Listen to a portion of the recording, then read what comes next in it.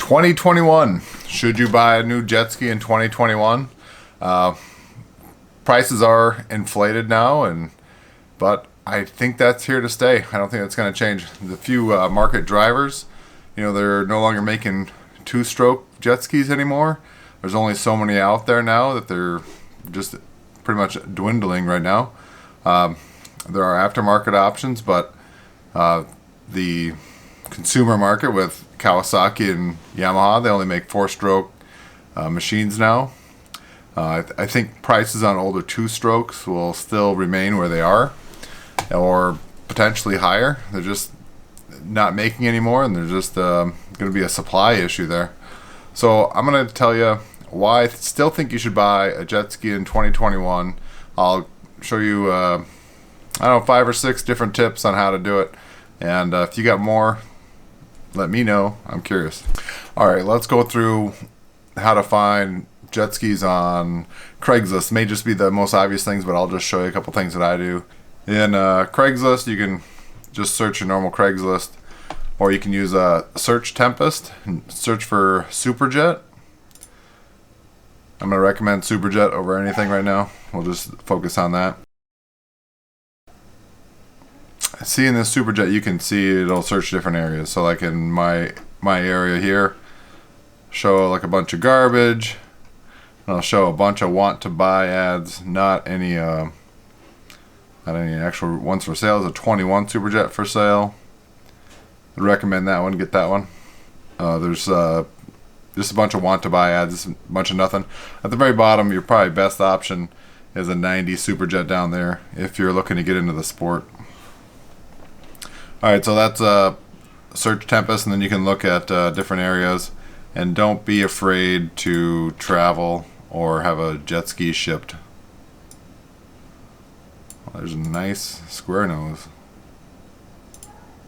Ooh, damn. I have to buy that. We'll see. Standale, where's that? Oh, it's in Michigan. Oof. We'll see. All right, well, look at the next method. Talk about Facebook. All right, so Facebook, you can search for Superjet, get your radius as big as you can. Recommend a round nose Superjet if you're looking to get into the sport. I really like this one. This 2009 has a RRP pipe, or RRP pole, and a B pipe, and footholds. Looks like it's pretty well set up. 7500. One thing with aftermarket parts like that, people don't really pay for them, except a B pipe. That's pretty much it. Everything else, it's almost negligible. So if you're selling a ski, you can pretty much take that off, put it to stock, and buyers will not care. So you could probably sell a 2009 Superjet that's clean, non-modified for $1,000 less than that, the cost of a B pipe, pretty much. So keep that in mind. And if you're shopping for a ski, this is a good option here. It's already got a lot of the right mods, and I'd recommend doing that. As you can see here, there's a few more options. Kawasaki SXR 1500. Actually looks like quite a few things now. There's a Richter Edge, nice one there. TC Freeride built. It's got a DASA 950. 2 gas tanks, a mag pump, really nice. Recommend that. And some other garbage. One thing too is there's a lot less donors out there, so it's hard. Don't think you can just buy like a cheap Superjet hull and build it up real cheap. It's just not that way anymore. Things have changed. Like this 650 Superjet. That looks pretty basic, 3,500, but it'd get you in the door. So another area that'd be good is Facebook groups. You can join a variety of groups and wait for stuff to pop up, or just see what people post there. There's Yamaha Superjets, the Thrust Innovations, Classifieds. There's my area, TC Jet Pilots, or Badgerland. Then what I'd recommend, if you're looking to get into flat water or kind of aftermarket skis, you really do need kind of an entry-level ski to kind of get your foot in the door. So again, I'd highly recommend a 2-stroke Superjet, anything from a 90 to a 2020. I think that's like a great starting point, regardless of which one you start with there. It'll get you in and get you fixing things, because these things will break and fail and and that's what's fun about them. It's fun to wrench on them. You get them out and you'll take them for a ride, and something will go wrong, or maybe something won't go wrong, and you ride it for hours and hours and hours, and things will be okay. But you get out there and you start meeting people. That's the biggest thing. You have to meet people and talk to people and get yourself out there. If you're looking for an aftermarket ski, on face value, may not seem like there is a whole lot. One thing I'd recommend for that, you go to XH2O on the whole skis for sale group or area. There's this is where people will list typically the high-end skis. Oftentimes these are mirrored on maybe a Facebook group or pretty much Facebook, and XH2O is pretty much it for the aftermarket skis. But these skis could come from anywhere. You never know, and you have to do your research to make sure that it's an okay thing. And don't be afraid to travel. If you want a brand new ski, or maybe even a used ski, like let's say you like someone else's ski, don't hesitate to send them a message and ask if they'd be willing to sell it. Just don't be offended if they say no, and don't push it anymore. Oftentimes pro riders will sell their skis sometimes every year. I don't think it's quite as common now because a lot of the free ride scene is starting to dwindle a little bit, but their skis are often for sale, and you might be able to talk to them and see if it's available. Otherwise, if you want a new ski built, recommend TC Freeride or Chris Anazeski with Freestyle Connections, or Phil Clemens with P&P Performance. Those are a few good options. We're talking to the United States here. I'm not sure outside of that too much. I know if you want a new leased owned products hole, they're making a lot now to be able to get. And if you do want to start getting into more aftermarket stuff, a great way to do that is to go to events. Go to let's see, just the events coming up here. We have Jet Blast in Wisconsin, early June. Check that up on PWC Today. Paul Sikarsky. We ride to educate. It's his final year running it. He does a great job. It's a fun event. We go on the river and ride through trees if it's flood stage, or ride through the Narrows, and it's a great event. So that's early June. We have the TCJP sortie at the end of August. That's really good. Again, you can talk to people, see what they're running, ride some stuff, get a feel for it, decide what you want to buy. Then after that, in October, there's World Finals in Lake Havasu City, and that is just awesome. You go there, and you can talk to every pro rider, and go up there, and you used to be able to shake their hand pre-COVID, but maybe they'll give you a little fist bump or something. But it's great. You can talk to every single one of them. You can talk to every hole builder, sponsors. They'll have skis for sale there, or you can talk about maybe what's up and coming. That is a great resource. And then in January, there's Daytona Freeride in Daytona, Florida. And again, it's another big event. You can talk to people, ride stuff. Sometimes the surf environment's a little bit different because people are so spread out along the whole beach. You almost kind of get isolated to your little spot. And if you don't stop riding and then force yourself to go out and talk to people, it can be a little isolating. But again, it's a great place to talk to people. You meet people online, and you may buy and sell stuff to people, and you never meet them until you go to some of these events. So it's fun to go to those events and talk to people. And then if you let's say you're buying a ski, or you want to buy a ski, I'd say you want to buy a ski right now, and you don't have one. I would first start off with a Superjet.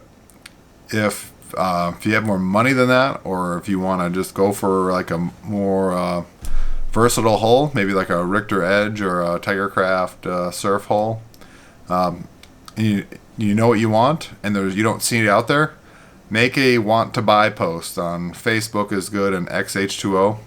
And about these want to buy posts, you're going to want to be specific.